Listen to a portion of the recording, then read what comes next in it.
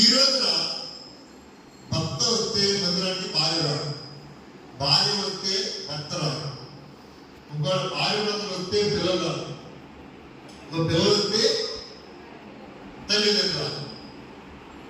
కుటుంబంలో కలిసి దేవుడు ఉంటుందా? లేదు. ఎందుకు లేదు? ఈ రోజున ప్రతి మనిషికి పూర్తిగా ఫ్రీడమ్ వచ్చేసింది. ఎలా ఉంది ఈ రోజున?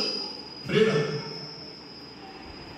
ఆదివారం పట్టుకోవడానికి, వాషింగ్ మిషన్ వాడుకోవడానికి, పలకరింపులకి, కొన్ని ప్రయాణాలకి, అన్నిటికీ సమయం ఉంటుంది. కానీ ఆదివారం పాత నిబంధన గ్రంథంలో నా విశ్రాంతి దినము, నీవు, నీ భర్త, నీ భార్య, నీ పిల్లలు, నీ ఇంట్లో పనిచేసే పరివారు అందరూ కూడా నా సన్నిధిలో ఉండాలి అని ఆయన ఆర్డర్ వేశాడు. కొత్త నిబంధన గ్రంథం వచ్చేసరికి విశ్రాంతి దినాన్ని తీసి పునరుత్థాన దినం పెట్టలే.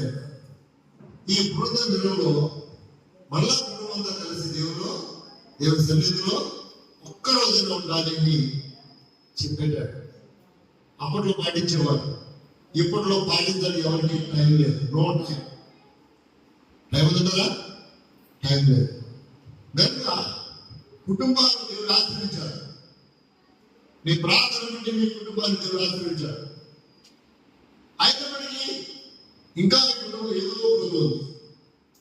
ఆ పొదువు తీర్చబడాలంటే ఈ రోజున చాలా మంది డాక్టర్లు అయ్యారు, చాలా హాస్పిటల్ పెట్టారు.